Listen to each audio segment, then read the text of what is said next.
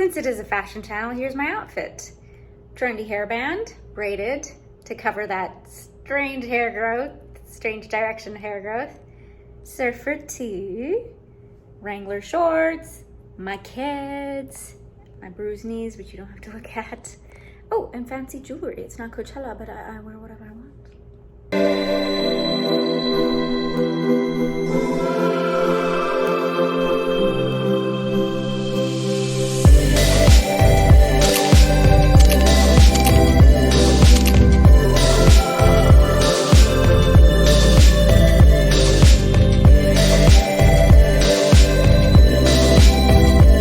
This is Heena, the fashion doctor, and welcome back to my channel. Today I want to take you guys along to my trip to Joshua Tree National Park and the town of Joshua Tree. Now, initially in the beginning of my YouTube career, I did do a short video on some of the hikes in Joshua Tree, but I feel like there's so much more to do, so it called for a longer video, specifically a video taken during the Perseid Meteor shower.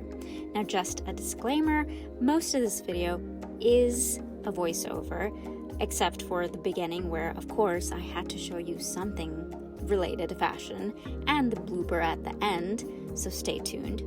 I figured, why not? Maybe I'll put some ASMR or some yoga music, and you guys can feel relaxed after this video. Now back to Joshua Tree. Joshua Tree is a little town in San Bernardino County, close to Joshua Tree National Park. Now, if you're coming from Los Angeles, this is a great little getaway because it is 2 hours away. Now, once you're in Joshua Tree, in order to get to the park, it will take you about 10 minutes. Which is great because I don't know any other park that I've lived so close by. This time what I did was I went straight to Keys View. Though it may not be the best place to see the starry night sky, especially when you want to see a meteor shower. For meteor showers, you want to go to even darker parts of the park. However, because Keys View is at such a high elevation of more than 5,000 feet, there's a whole bunch of other things that you can see from there, and the sunrise or sunset is just something you cannot miss. Now, from that viewpoint,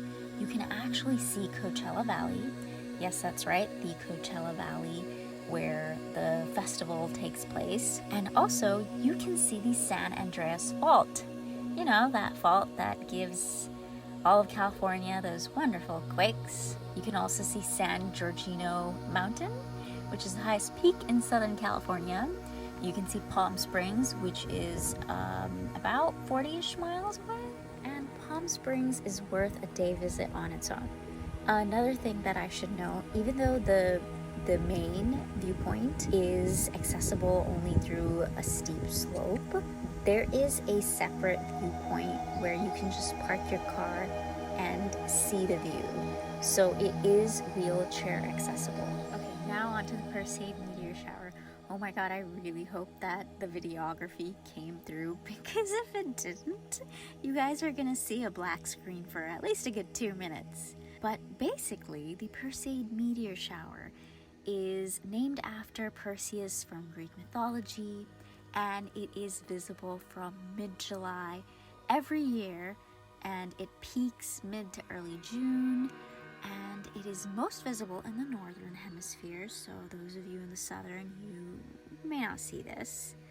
And you have to choose a very, very, very dark place to see the shooting stars. You have to be as far away from city lights as you can be. And I chose Joshua Tree because it is only 2 hours from LA, and yet you can get complete darkness. Now, I asked the park ranger where the best place to view this meteor shower was, and he said really anywhere. So I chose a couple spots that were super dark, and one of them was actually close to the Hall of Horrors. Yes, super creepy name. Also, happy Halloween, because that is very close by. And I also chose a parking spot close to Jumbo Rocks and Skull Rock. They were super dark, and I could see literally an arm of the Milky Way galaxy. It is so breathtaking, even without, going for a meteor shower viewing, which, by the way, is attended by a lot of people. I think this is the most crowded I've ever seen the park. And by crowded, I mean there were like a dozen more people than usual, which really isn't a lot. And it's such a breathtaking view. It just takes you outside of city life, and suddenly your problems are not important anymore. The next day, I decided I wanted to go to a place in the park I had not been to before. Now, I have seen a majority of the park. I had already done that drive all the way down to Cottonwood Spring. I had seen Cholla Cactus Garden. So yeah, I decided I had seen most of the park and I wanted to see the Indian Cove. Now, the Indian Cove is actually 13 miles east of the Joshua Tree Village, and you won't really find any traffic getting there. I went on a Saturday, and this is a campground. There weren't a lot of people, and it's nice that there weren't a lot of people there because you can really take in all of that serene desert beauty without getting distracted by a lot of people. The rock formations are just incredible. It is very popular with rock climbers, and I often like to call Joshua Tree the playground of giants. I really feel like giants could have played there and just left the rubble, and to us mere human-sized humans, it looks like an incredible rock formation. After I was done with the Indian Cove, I still had not had my fill of Joshua Tree. So I headed back, and I actually went to one of my favorite shops. This isn't sponsored. I am just seriously addicted to getting jewelry and rocks. And the Joshua Tree Rock Shop is such a cute little place to get knickknacks that are wonderful crystals and whatnots. And by the way, if you are in Joshua Tree on a Saturday, I recommend you check out their farmers market.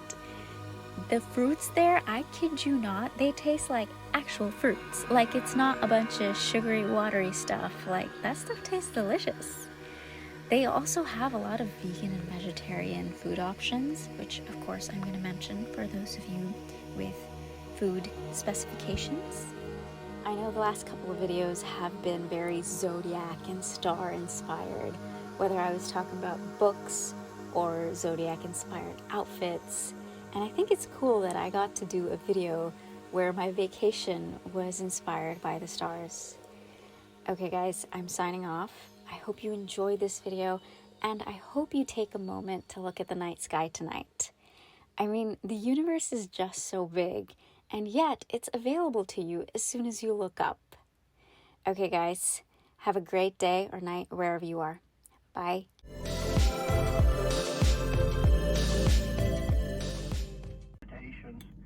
This is a pseudo-legal justification for global environmental warfare. When they do this, are they, for example, spraying every state or just California, Texas, whatever? Oh, we're not just talking about the U.S. They're spraying just about every state, I think. But they're spraying Canada, they're spraying Spain, England. They must have sprayed Greece. Greece. Oh, I've seen the spray Why? in Greece.